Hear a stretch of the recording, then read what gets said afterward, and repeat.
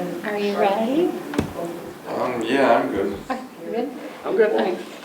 All right, we'll call the June 11th, 2025 regular meeting of the Board of Selectmen to order. It's okay. We're going to start with the pledge. Thank you. Pledge allegiance to the flag of the United States of America and to the republic which stands one nation under God, indivisible, with liberty and justice for all. All right.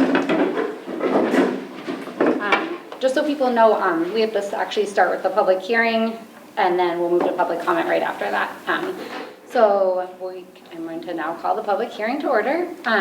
As a reminder, the Neighborhood Assistance Act provides funding for municipal and tax-exempt organizations by permitting corporate business tax credits to businesses to make cash contributions to these entities, and the money goes directly to the entities and is not actually filtered through the town, but we have to do this portion. So we only received one application this year, and it was from the Stonington Community Center. I don't think anybody here from the Como. They do this pretty much every year, though. We didn't receive any written communication for or against the program, which is part of the process. And does anyone else here want to speak in favor or opposition of the Como getting this funding? No? Okay. Hearing no other comments, the public hearing is closed. Now we're moving on to the discussion. Before I make a motion, do you want to say anything on that? No, I just want clarification. I'm just looking at the funding sources. So the town has contributed $80,000 to this project? No. That's, I think, was what? Was that previously?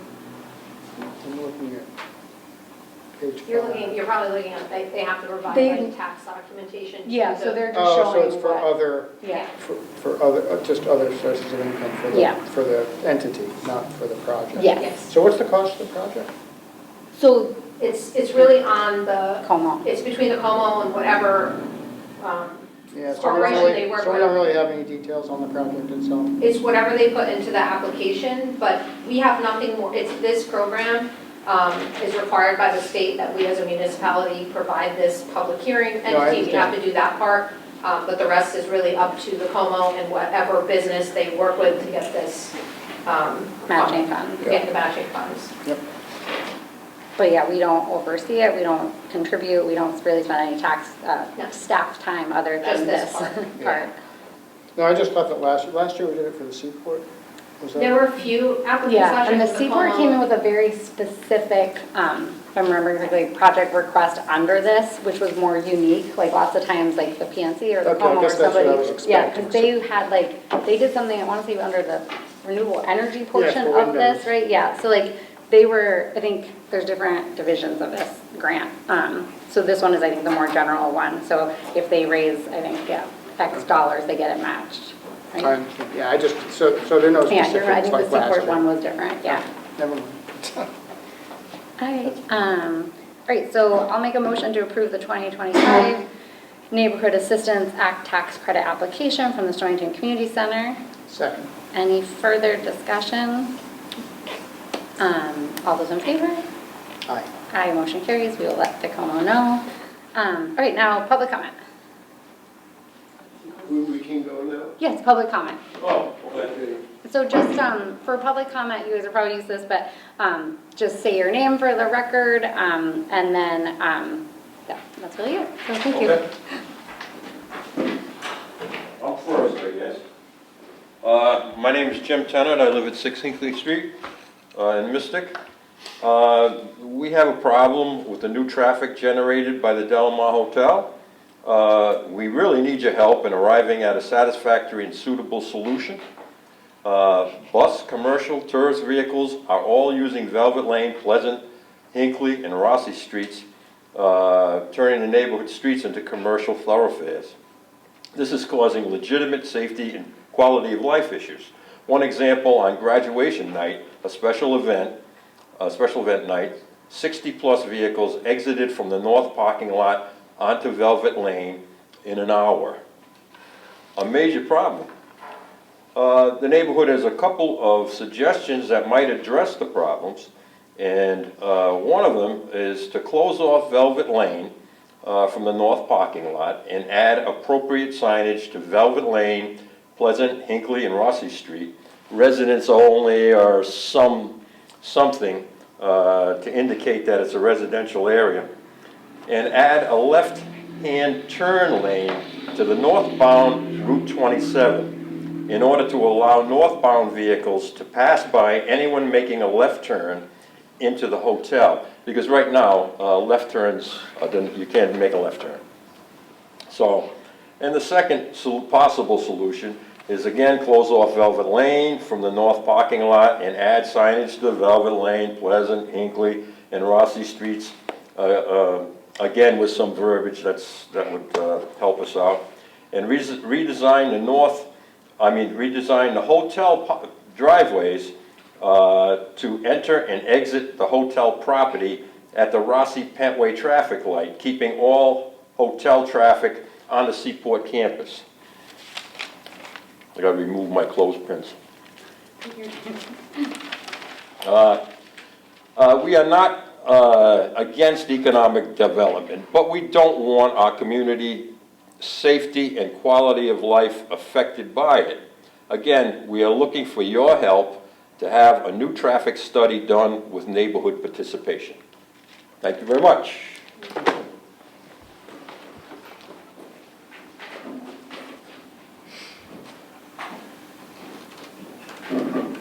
Hi, my name is Mary Hendrickson. I live at 20 Rossi Street. The current traffic pattern for the Del Mar Hotel is a burden and a hardship on our neighborhood, as well as a safety hazard for residents, visitors, and hotel guests and Seaport guests. There's only one entry and exit from the hotel property, accessed by the southbound lane of Route 27. Frustrated drivers and delivery trucks are either making illegal left-hand turns from the northbound lane or diverting through Seaport Heights to get to Route 27 north of the entrance and return southbound to the entrance. With almost no on-site parking, the Del Mar is featuring valet service, parking cars behind Wells Boathouse.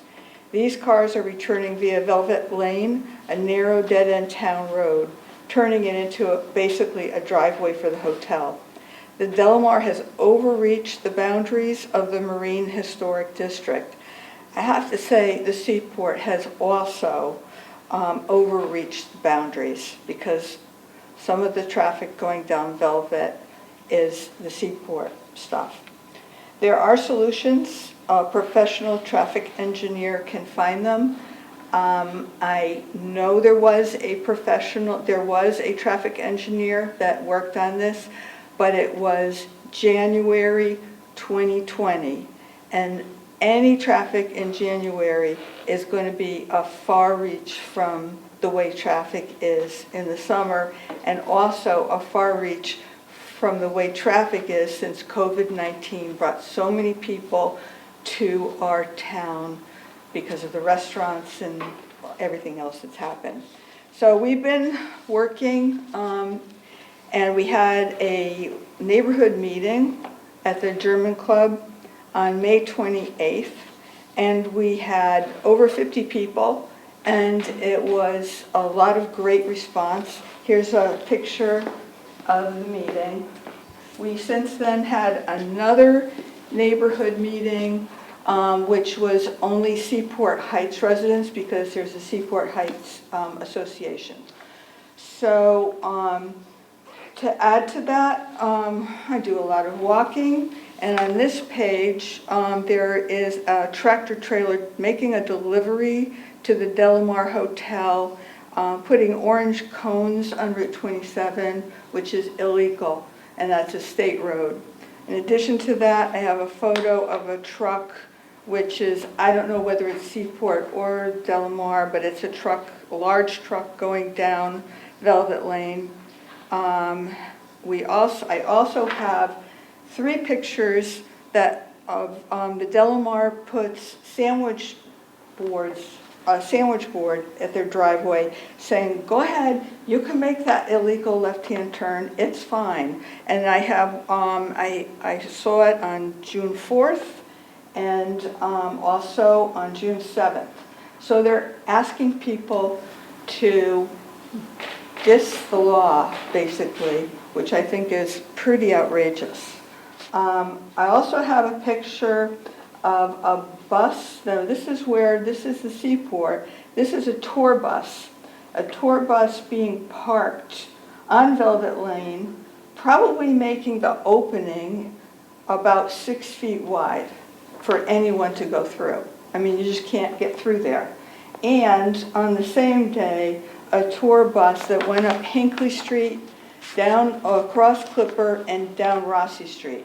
Rossi Street, all these streets are in the National Register District. They're narrow streets on purpose because it's a historic area. And we can't have tour buses going down there. It's like so unsafe. We have so many little kids. Where this bus is, there are 2 families of little kids and they're playing in the road because that's what kids do.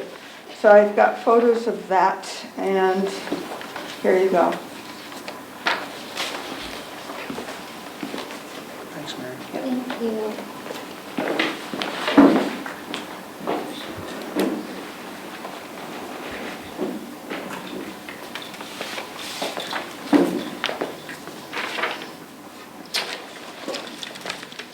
Steve Hobakin, 19 Velvet Lane, Can you spell your last name?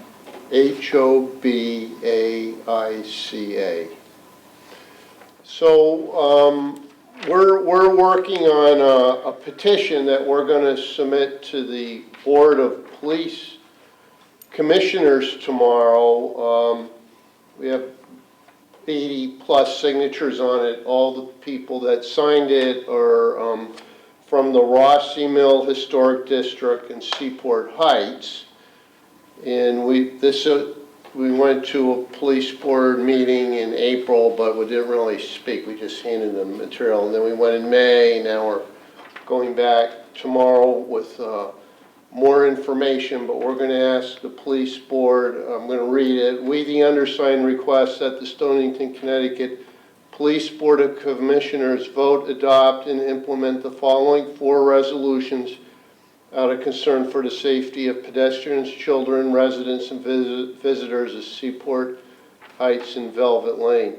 1, suspend the Del Mar Hotel / restaurant valet service until such time that the valet service will use only the Seaport campus, Rossi, Pentway, and Route 27. 2, place a physical barrier such as a chain between the Seaport parking lot and Velvet Lane. The barrier may be placed such that the turnaround area at the end of Velvet Lane next to the Seaport Quonset hut can still be used by vehicles on Velvet Lane. 3, ban all buses except for school buses for Stonington students from Seaport Heights streets and Velvet Lane.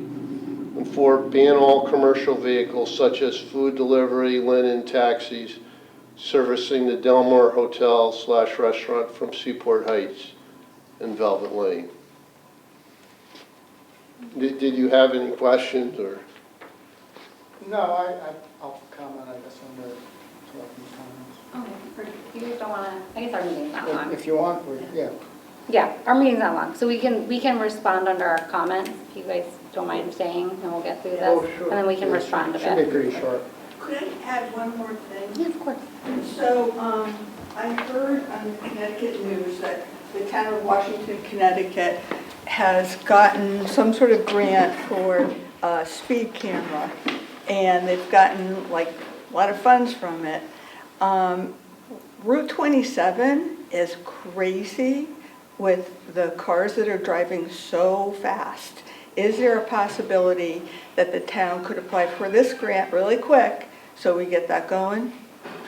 I'll respond to that also under the comments. But I think we might have good news on that one. Okay. Ben, anything you want to say now, or you said you'll wait? Yeah, I mean, it won't be long. I'll be brief. I just want to say, I've been following this problem. I was at the both Board of Police Commissioners meeting when the issue was raised by these folks and others in the neighborhood, and also at Planning and Zoning. And it seems like both boards have kind of been passing the responsibility back and forth, and nobody's willing to own the problem, which is a very real problem. And I would hope that at the very least, we could get a meeting together of the chair of the Planning and Zoning Commission, the chair of the Board of Police Commissioners, and perhaps the chief of police, and either yourself or myself, or, various representation to try to, and of course somebody from the Seaport, to try to resolve this, because it is, I understand how it started. It started with the one traffic pattern was presented at public hearing before Planning and Zoning.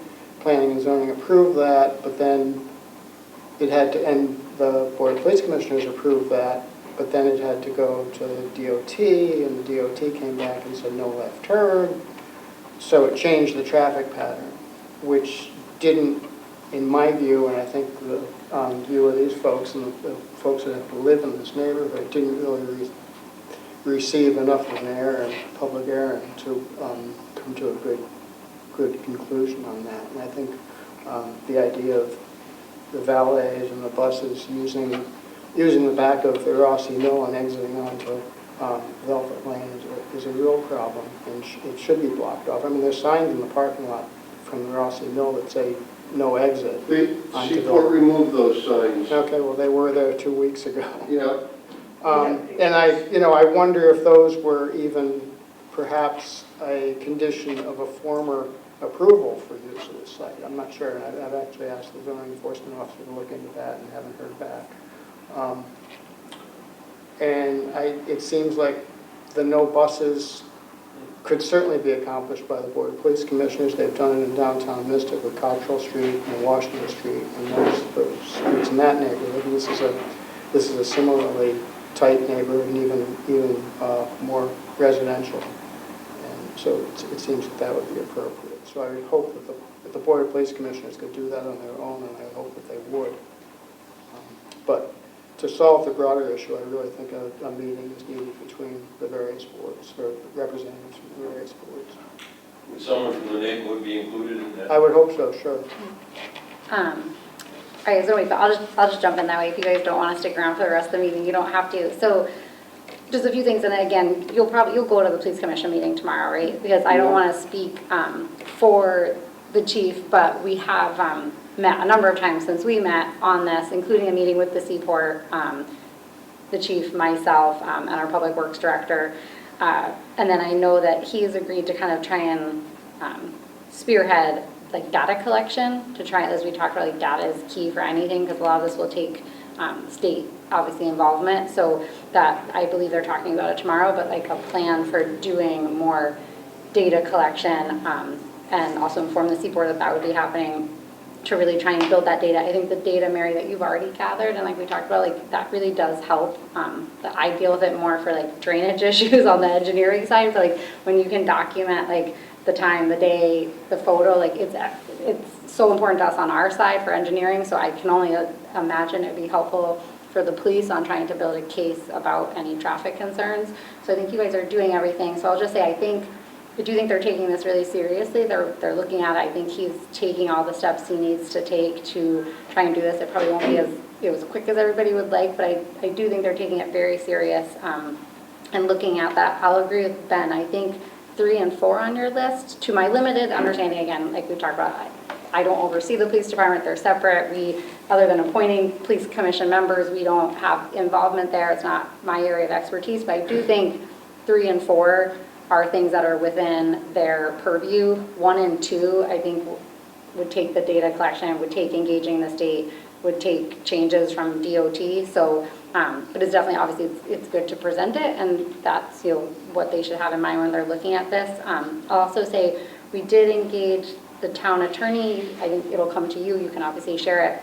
They did review kind of the zoning questions, and so they should be responding hopefully by the end of this week. But whatever response they give, don't take that as any disheartening for being able to still solve challenges that you presented here, because they're just going to respond with a strictly legal interpretation of how they interpret the process with zoning. And once you get that, we can certainly meet. And Ben, I think your idea is great. I think as the chief and police commission start collecting their data, it'd be good to meet pretty consistently. That way to keep, residents, if you have, kind of all of you, if you want kind of like to nominate people to be represented, and definitely have police commission, someone from the Board of Selectmen, someone from the Seaport Planning and Zoning is a good idea, just to keep them in the loop on things. And the only other thing I'll add is, not just because of this, but because of a lot of issues that have come up, we are working as part of our zoning regulation update to look at a new requirement, trying to sort of model almost what Westerly does, again, more with their engineering department, but to have a third-party traffic engineer that is more neutral, not necessarily hired and paid for by the applicant. So we're trying to look at models that might work, that might help ensure like a very neutral third-party traffic review for anything that the police commission deems warrants it for planning and zoning to then require that. But it would be someone that was kind of the town selected firm. So Westerly does this with Westerly Water. They have their own engineering firm that reviews everything. The applicant still pays for it, but they're vetted. They're used consistently for every single project, so they can see like a holistic approach to the issue at hand. So that is a change that I think through the chief working with the town planner, they've been trying to push forward for some time, and past police commission members. And then Mary, just on your point, I did just want to double check if I had it right. So in order to put in those cameras, the cameras that we've been talking about, we need to have a town meeting and pass it via ordinance. But the police commission is actually going to be talking about it tomorrow, hopefully approving it and then sending it to us to have a town meeting potentially like maybe in the fall to do that. And they would go in school zones, it would go in 27 by the Seaport, and it would go by the aquarium. So that's where they want to start with it. Right, that's great. So that is some progress. Yeah, the only one other thing I just want to remind the town, because I seem to have to remind the town a lot, that Rossi Mill National Register District is it's not, you don't see a big sign, but we exist there. Unfortunately, Mystic Seaport doesn't necessarily recognize us, I would say. And if they would, and now that they're doing the Wells Hall, which is the Rossi Mill, they should be getting the SHPO involved. And SHPO also has their own traffic engineering group that they work with. And it has to do with how do you deal with traffic in historic areas. And I believe that we should, in the town of Stonington, be making that connection with SHPO. SHPO meaning the Connecticut Historic Preservation. No, they're wonderful. I didn't know about that. We can follow up. We just reached out to actually someone from SHPO to tell you about something else, so I can follow up on that one. Okay, that'd be great. Yeah, thank you. One other point Yeah. I forgot to make, but I think it's imperative that we solve this problem before the opening of the Boathouse Park, because my understanding is the same traffic patterns can exist for that. And Except we don't have valet. Except you don't have a valet, but you can have 60-foot trailers Yeah. with shells on them. And if they have to exit on Velvet Lane, I think that's going to be unacceptable. You had mentioned an engineer to look at anything that happens in that particular area. Did I understand you to say that? So this would be for anything that comes through the town to planning and zoning that the police commission deems needs a traffic engineer to review it, that we're looking at changing our procedure and process for that. Okay, So it would be we've been through numerous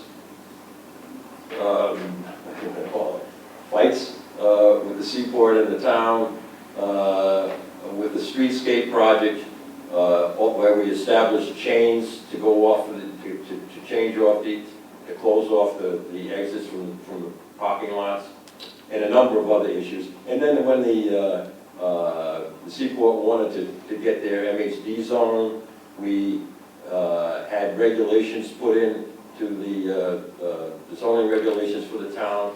But if you make a review of this thing, politics often gets involved in it, and I don't want to see what we've accomplished as far as zoning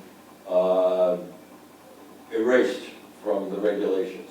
So that was the year 2000. And then the wording can change all of a sudden to be when applicable instead of this is how it happens. So there can be like language that changes under our very noses without even noting. Well, like we said, that's our right. I think Ben had a good idea about trying to have more regular meetings, which will, let the chief know, because I think he's kind of agreed to run point on all this, because again, this really all does fall under their jurisdiction, but we want to help, and Ben is kind of our resident expert on planning and zoning. I'm definitely not, so we can definitely come back with this. Yeah, that's basically zoning, the zoning rewrite, which all of a sudden appeared. Yeah, and then, sorry guys, so we kind of broke our rules for how we run these meetings, because we wanted to allow for this, but we do have to kind of get back to the set Can I ask you a agenda question? really quickly. Sure. So this petition items 1 through 4, the police commission could vote to implement it? Do they have the authority to do that? I don't believe they have the authority to do 1 or 2. Who has the authority to do 1 or 2? As I understand it, they could discuss it and make a recommendation to DOT, but it's the state. No. This is a town road, Velvet Lane. But the state, as I understand it, the state is who stipulated that it has to be the valet and the circulation plan. So that supersedes us. So I think they so. would have to change that. I think the state only stipulated that there would be no left turns. Right. I definitely, And that would shove it. But again, let's not, because again, this is under, the legal review. This, you can ask the police commission tomorrow this question. You should definitely present it as you have it. They're the ones who'll be able to answer this, so I don't want to, it's not our okay, area. then I have one follow-up question. Could the board of selectmen, if they said, hey, we're gonna punt this to you guys, or number Yeah. 1 or 2, do you have the authority No, to? none of this falls under us at all. So that's where we're trying to help kind of facilitate, but we don't oversee planning and zoning. We appoint people, but then once it's done, we don't oversee the planning and zoning commission. The police and the roadways is especially very different. So that's where we're trying to help, but that's why the chief of police agreed to kind of quarterback this, to try and pull in all the relevant state, local Yeah, players. and that's fine, we can ask the police board Yeah. to do this, but if the police board says we're not sure if we have the authority, could you have the town Oh, attorney look absolutely, at it yes. and say whether the town has the authority, the police board, to implement 1 and 2? Yes, anytime they have questions, that part we can share on resources, certainly. But again, yeah, go tomorrow, see how it goes, and even if next week you guys want to meet again, we can book a time to meet. Okay. Thank you. Thank you very much. Thank you. I'm going to make a motion to approve the regular meeting minutes of May 28th, 2025. Second? Any discussion? No. All right, all those in favor? All right. Motion carries. So under correspondence, I don't know if you saw, because it just came in today, but Stephen Bissett submitted Oh, yeah. correspondence to us about the upcoming meeting on June 16th regarding pending sales agreement with the VFW. I didn't know if you wanted to. I thought they were good questions. I haven't seen the sales agreement, purchase agreement, sales agreement, so it was all new information to me. It's been in our, We've seen the sales agreement, it was at our last meeting when you guys approved. Okay, well, I didn't, and it's on the website also for I the didn't town say it meeting. wasn't available, I just, Yeah. I didn't see it. but- Well, yeah, so we can't change anything now because it's approved. And I'll respond to Stephen tomorrow to let him know. I mean, he could make a motion from the floor to make a change. I will also respond to his questions because I don't think there is, in my opinion, reason to be concerned about the areas he brought up. Because they all have reasons behind them, but it was, they're fair questions, so I'll address them, and then he's welcome to also bring them up at the town meeting, either in the form of a question or to try and, if he still doesn't agree, he can make an amendment on the floor and see if he can get support to change it. We have had that happen before. But I'll respond to him, and I can keep you in copy. So Yeah, if you you can could see copy, it. that'd be great. And happy news, I'll make a motion to reappoint Mike Crowley, Van Keppel, and Jeffrey Moore to the Rec Commission. Second. Any discussion? We have 2 rec commission leaders here with us today. All right, all those in favor? Aye. Motion carries. Then also a motion to reappoint Breck Perkins to the Architectural Design Review Board. Second. Did you make a motion? Yes, Second. thank you. And then any discussion? No? All right, all those in favor? Aye. Aye. Nothing under old business, new business. Yay, thank you for sitting here for this whole time. So naming of Spellman Park softball field. I think I'll just ask if, Richard, do you want to just, since you're here, present to us kind of the thought behind this? I'd be happy to, but I don't know if I could talk favorably about Mr. Crowley. Ms. Norcross here submitted an application to us in honoring of his service for 50-plus years for the town on the Recreation Commission. I think he's been on a chair for 20-plus years. I do add that asterisk that those, we're not quite sure exactly how many years and so forth, but growing up in North Stonington, I heard about the Parks and Rec programs in Stonington, and he is a big part of it. An opportunity was arisen and a brainstorming coming out of the Hall of Fame acknowledgement for Mr. Crowley that we piggyback on that nomination and named the softball field after him. He was a big part of it getting redesigned, adding the upgrades to it. And so, yes, we went through the vetting of the program, and Leanne and I had talked with Public Works. We have a couple of different rocks that we identified that we'll be able to put our plaques on and so forth, so we have that in lined up.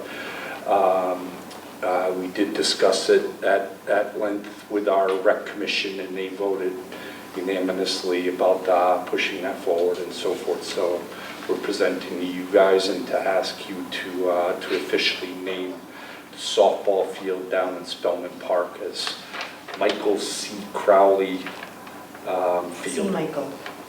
C. Michael. C. Michael Crowley, I'm sorry, C. Michael Crowley Field.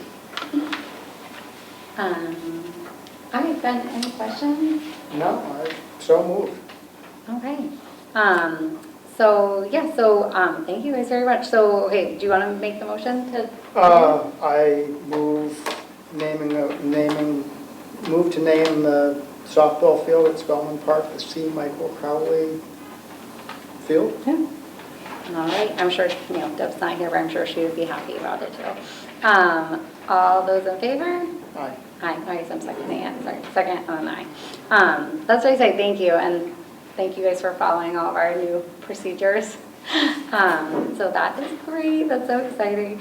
All right, last thing, use of town dock. So this is same as, I think, definitely last year. I don't know if they've done it before last year, but same as last year. We received a request from Ocean State Pyrotechnics to use the town dock for 30 minutes on July 20th and then again on July 5th with a rain date of July 6th, so they can load and unload cases of fireworks onto a barge for firework displays. Chief Holdley and the Stonington Borough Fire Department will be on site for the fire, with a fire truck for a fire watch. The fishermen and SNEFLA operations will not be impeded in any way, and the Waterfront Commission was made aware of the delivery. No one has had any issues with it, and they said last year went smoothly. So I'll make a motion to approve the request for the use of the town dock by Ocean State Pyrotechnics for a half hour on June 20th and July 5th with a July 6th rain date. Second. All right, discussion. What fireworks are this for Go again? for Watch Hill. For Ocean House? Yeah. You think we get something out of it, like a Yeah. free something? No. We should get something out of it. At least a purchase of seafood. So they have, this isn't just for 4th of July then? I think it is. It is? I think, yeah. It might be two different, Okay. could be possibly two different events, but. Yeah. Yeah, whatever. Yeah. Sandy was fine with it. Rob from SNEFLA and Chief Holt, they were all. And they said last time they Seems moved like pretty we should quickly. get something out of it. You could reach out to them next time and see if Talk they'll to Chuck. give us something. All those in favor? Aye. Aye, motion carries. Yeah, do they want to chip in on our pier? We're short about Yeah.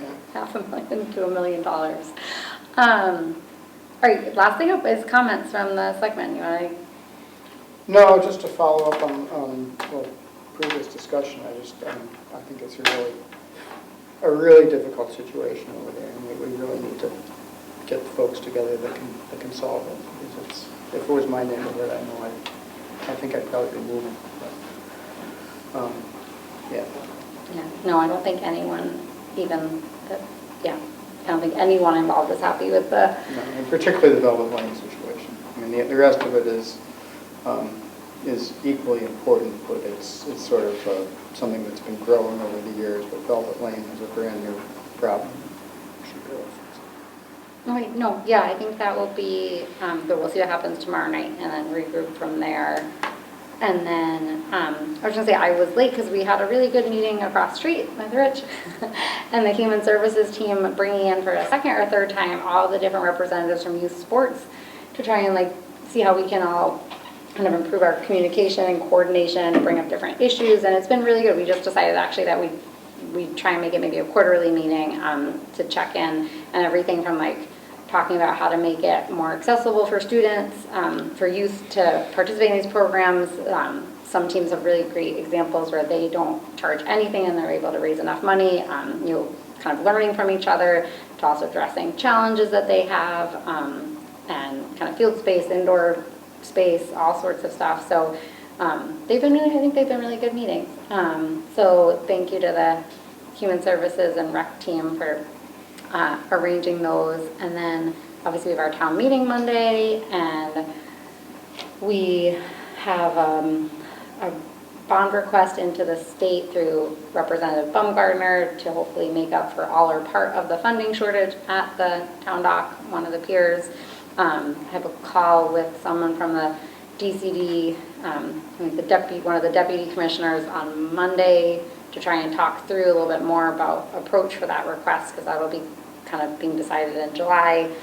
Hopefully we get something. Can you just, maybe you already talked about it, but if you could explain again, was that just because the bids came in higher than what was? Yeah, well, when we first got the award was 2021. I mean, so the original estimate was obviously a lot lower than where costs are now, and it was through that congressional earmark from Joe Courtney. It was really wonderful. And obviously things have taken, longer for a variety of reasons. The engineering was just done this year. Yeah. So the actual. Once they were able to kind of go through what was really needed and do the investigation of the pier, like there was more problems, I think, than originally thought. And then also they switched from lumber to steel, which obviously now has cost a lot more money. But even their estimate, it was not quite, but they'd estimated it being, I don't know, like we were going to be like $600,000 to $900,000 short, and then it came in like $1.5 million more. So even just in the course of a month and a half. But these are actual bids. Yeah, so it was really bad. But DACO has been amazing, and Tim and Keith are working with Jim, myself, Molly, with SNEFLA, people, with Joe Gilbert, who has a lot of the boats that tie up there, to try and figure out like what's most essential and then do them as like bid alternate. So depending on how much we get, we can hopefully do cost engineering. some of it. Yeah, it was really disappointing, but everybody's really working hard. We even had a rep from down in Greenwich trying to help us. So I think there's a lot of buy-in to try and support the fishing fleet. What about Port Authority? So the problem is we'd have to wait. One problem is we'd have to wait a whole year, because those grants come up in July, and then we'll get awarded, the following year usually. So that's one problem. And the other thing is for construction grants, we typically apply for engineering grants because there's no match for construction grants. You have to do something like 25%. So we don't have that money either. So that's why hopefully the bonding comes through. But the Port Authority is a good, it is a viable backup if we can't, but then we need to talk to the Board of Finance and see if they help give us money. So what's the total cost? 2.2 million something, 2.2 something million, versus we'd estimated it to be 900,000.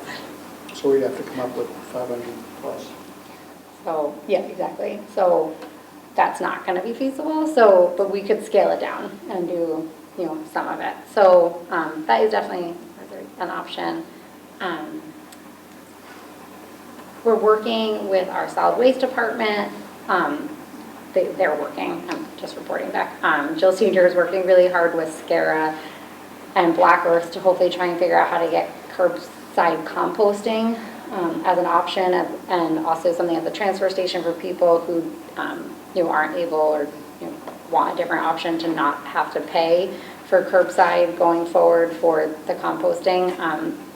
But talks are ongoing and challenging, but she's working really hard to try and get an option for residents so we can have some option, which will hopefully be really good and get us through the time period until the Preston plant can open. But even then, without curbside collection. The goal hopefully is by then is if the whole region is doing it, that they'd be helping to negotiate with the hauler to figure it out, and it might be more cost effective, or it's even so much closer, we might be able to do something, or maybe the haulers bring it to one location. So they're trying to figure out things.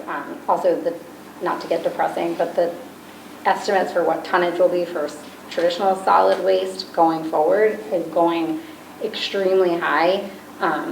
And so at some point, like, the tonnage for composting is much, much lower. So Jill's trying to work on the numbers to show the Board of Finance projections to be able to show, there could actually at that point be a cost savings by doing composting, whereas now there really isn't, because we're locked into pretty low rates for solid waste right now, but our contract's up in a couple years, and the trend around the state is like much higher. Jill, but if you and Debbie are interested, I'm sure Jill could come in and give like a presentation on it. It's pretty fascinating.